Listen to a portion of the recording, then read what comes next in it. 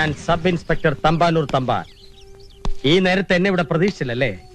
എന്റെ കണ്ണു വിട്ട് ഒരുത്തനും ഇതുവരെ രക്ഷപ്പെട്ടിട്ടില്ല. വിടമാട്ടയാ? മன்னிച്ചിടുക ജീവ. ഇന്നെങ്കിലും ഞാൻ ചോദിച്ച കാശ് എനിക്ക് തരണം. താൻ എന്നെ കാണുമ്പോ വഴിമാറി പോകുന്ന അറിയാവുന്നോണ്ടാ ഞാൻ ഇങ്ങനെ ഒരു നമ്പർ ഇറക്കിയത്. നമ്പറുകളൊക്കെ ഇനി ഒരുപാട് ഇറക്കേണ്ടി വരും.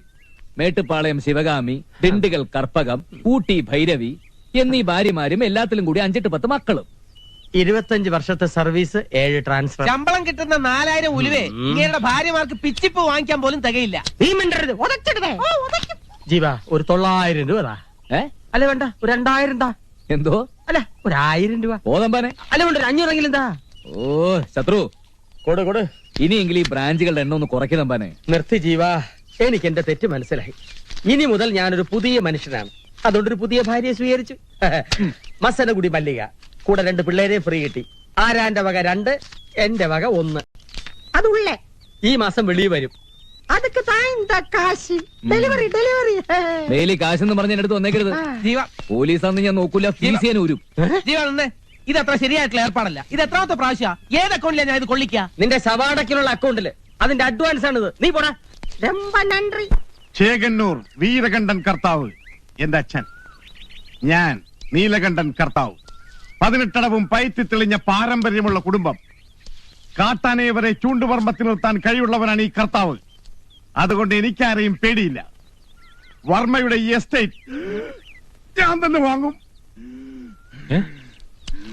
എന്ത് പറ്റി? അല്പം വലിവുണ്ട്, എന്നാലും ശക്തിക്ക് കുറവൊന്നുമില്ല. ആർക്കും ഒരു സംശയവും തോന്നാതിരിക്കാനാ കാര്യങ്ങൾ ഇവിടെ വെച്ച് സംസാരിക്കാൻ തീരുമാനിച്ചത്. അത് നന്നായി. ആരെങ്കിലും കണ്ടാൽ നമ്മൾ മൂത്രമൊഴിക്കാൻ നിൽക്കുന്നേ തോന്നൂ. കർത്താവാണ് എന്റെ എസ്റ്റേറ്റ് വാങ്ങുന്നതെന്ന് നാളെ രജിസ്ട്രേഷൻ കഴിയുന്നത് വരെ ഒരു ഈച്ച പോലും അറിയരുത്. കാണാൻ 1000 കണ്ണുകളും കേൾക്കാൻ അതിലേറെ കാതുകളുമുള്ളവനാ ജീവൻ. അതെ, എന്നോട് കളിച്ചാലേ ഞാൻ ആളെ വെച്ച് കൊല്ലിക്കും. എന്തെങ്കിലും പൂത്ത പണമുണ്ട്. Good, very good.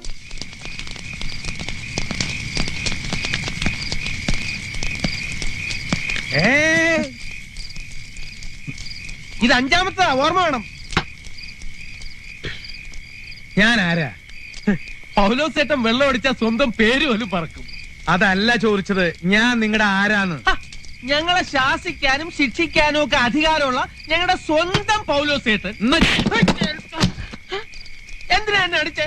നീയല്ലേ പറഞ്ഞത് എനിക്ക് ശാസിക്കാനും ശിക്ഷിക്കാനും അധികാരമുണ്ടെന്ന്? ശാസിച്ചത് എങ്ങനെയുണ്ട്? കുടിച്ചുകാരനും കൊണ്ട് അവന് വേദനയില്ല, തരിപ്പുണ്ടാവുള്ളൂ. അതൊക്കെ പോട്ടെ, നമ്മളിപ്പോ എവിടെയാ? സ്വർഗത്തില്.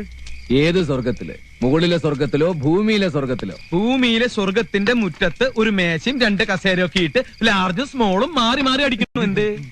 ഈ സ്വർഗത്തില് മാലാകമാരും പിശാചുക്കളെ കൊണ്ടോ പോലും ചേട്ടാ? ഉണ്ടല്ലോ, മാലാഖയാണ് ഞാൻ. എന്റെ തൊട്ടടുത്ത് ചുവന്ന ബനീനിട്ടിരിക്കുന്ന ആളാണ് പിശാച്. അപ്പൊ ഞാനാരാ? എന്റെ മാലാഖയല്ലാതെ പിന്നെ ആരാ? വർണ്ണ ചിറകുകളും സ്വർണ്ണ തലമുടിയും വെള്ളാരം കണ്ണുകളുമുള്ള ഗബ്രിയേൽ മാലാഖയാണ് നീ. മാലാകമാർക്ക് അച്ഛനും അമ്മയും ഉണ്ടാവില്ലല്ലോ. അങ്ങനെയാണെങ്കിൽ എന്നെ പോലെ തനാഥ ജന്മങ്ങളെല്ലാം മാലാകമാരായിരിക്കണ്ട ചേട്ടാ. നിർത്ത്. വെള്ളമടിച്ചാൽ നിനക്കിത് പതിവാ. ഈ വിഷയം നമുക്ക് ഇവിടെ വെച്ച് അവസാനിപ്പിക്കാം. അടിച്ചതിന്റെ കെട്ട് വിട്ടു എന്ന് വെച്ചാ ഞാനൊരു കാര്യം പറയാം. ആ ദേവവർമ്മയുടെ ആളുകളെ തല്ലിയതൊക്കെ ഞാൻ അറിഞ്ഞു. ഇപ്പൊ തന്നെ ആവശ്യത്തിൽ കൂടുതൽ സ്വത്തില്ലേ? ആർക്ക് വേണ്ടിയാ ഇതൊക്കെ വാരിക്കൂട്ടുന്നത്? ഇതിനൊരു അവകാശമുണ്ടോ? നിനക്കൊരു കൂട്ടുണ്ടോ? അതുകൊണ്ടാ ഞാൻ പറയണേ, നിനക്കൊരു കല്യാണം. പഴയ പാട്ട് തന്നെയല്ലേ വീണ്ടും വീണ്ടും പാടുന്നത്? കൂട്ടിനൊരു പെണ്ണിനെ തേടി പോയപ്പോഴുണ്ടായ അനുഭവങ്ങളൊക്കെ ഇത്ര പെട്ടെന്ന് മറന്നോ? എല്ലായ്പ്പോഴും അങ്ങനെ സംഭവിക്കണമെന്നില്ലല്ലോ. പല സ്ഥലത്ത് നാട്ടി പുറത്താക്കിയിട്ടില്ലേ? തല കുനിച്ചല്ലേ നമ്മൾ 3 ആള് ഓരോ വീട്ടിൽ നിന്ന് ഇറങ്ങി പോന്നിട്ടുള്ളത്? പെൺപിള്ളേരുടെ തന്തമാര് മുഖത്തു നോക്കി ചോദിച്ചിട്ടില്ലേ ഉണ്ടായതാർക്കാ, ഉണ്ടാക്കിയതാരാന്നൊക്കെ?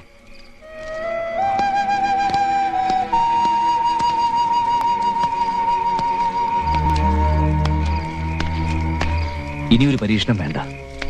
എന്റെ കുടുംബം നിങ്ങളാ. അച്ഛനും അമ്മയും ഏട്ടനും അനുജന്മാരും ഒക്കെ നിങ്ങളാ. അത് മതി.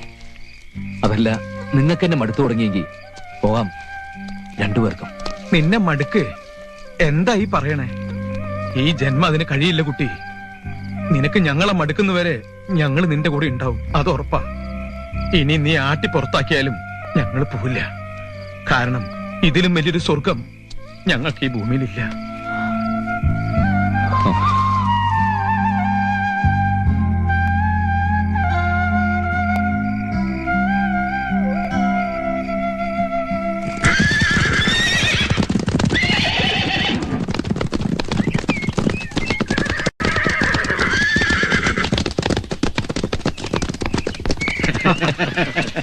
തന്നെ സമ്മതിച്ചു തന്നിരിക്കുന്നതോ തമ്പുരാൻ?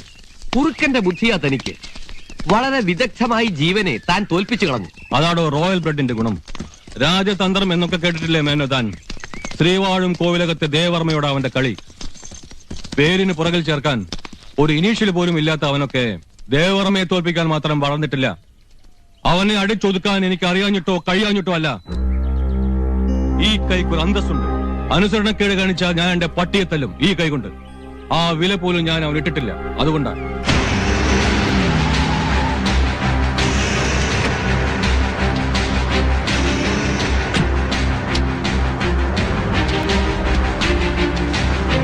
My hearty congratulations for your success on me, His Highness Devavarma. Thanks. Welcome. Gentlemen, have a break.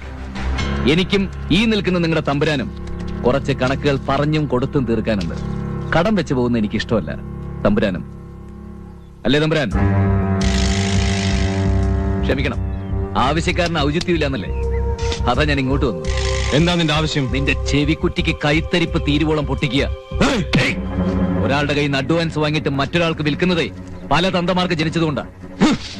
എന്റെ മുതൽ ആർക്ക് എപ്പോ എന്ത് വിലയ്ക്ക് വിൽക്കണമെന്ന് തീരുമാനിക്കേണ്ടത് ഞാനാണ്. ഞാൻ ഇത് വിൽക്കുന്നത് വരെ നിന്റെ കഴുകൻ കണ്ണുകൾ എന്നിൽ നിന്നും ഡൈവേർട്ട് ചെയ്യണം. അത്ര എനിക്ക് ആവശ്യമുള്ളൂ. അതിനാണ് നിന്റെ മുമ്പിൽ സറണ്ടർ ആയതും അഡ്വാൻസ് വാങ്ങിയതും ഒക്കെ. അതിൽ ഞാൻ ജയിച്ചു, നീ തോറ്റു. നീ എന്നെ തോൽപ്പിച്ചതറിഞ്ഞിട്ടും നിന്നെ ഞാൻ വെറുതെ വിട്ടത് ഈ സന്ദർഭത്തിന് വേണ്ടിയായിരുന്നു. നിന്റെ വീട്ടിൽ കയറി നിന്നെ ഞാൻ തല്ലിയ അത് ഞാനും നീയും മാത്രമേ അറിയൂ. ഇവിടെ വെച്ചാവുമ്പോ അത് ഈ നാട് മുഴുവൻ അറിയും. റോയൽ ബ്ലഡ് ഒഴുകുന്ന പൊന്നുതമ്പുരാന്റെ തിരുമേനിയിൽ തന്തയില്ലാത്തവന്റെ കൈ വീഴുന്നത് നിന്റെ ഇലനയ്ക്ക് പട്ടികൾ കൂടി ഒന്ന് കാണട്ടോ.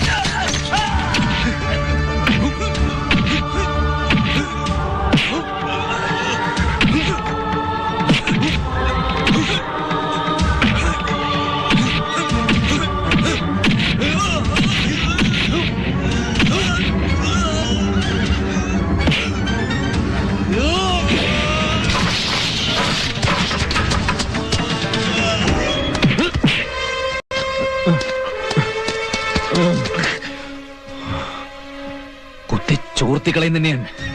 അങ്ങ് കോവിലകത്തൊരു തന്തയുണ്ടെങ്കിൽ അങ്ങേർക്ക് പുഴയിലൊഴുക്കാൻ ഒരു നുള്ള ചാരം പോലും ഞാൻ ബാക്കി വെച്ചേക്കില്ല.